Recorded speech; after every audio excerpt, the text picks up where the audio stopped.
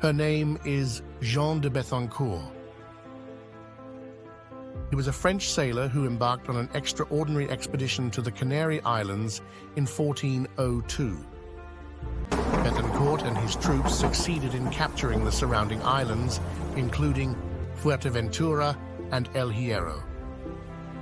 By overthrowing local tribal chiefs and establishing royal control over the region, he received the title as King of the Canary Islands.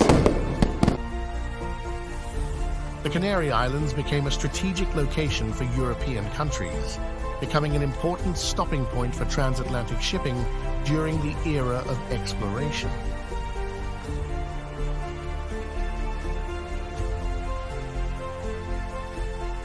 From here, the story of the Canary will begin.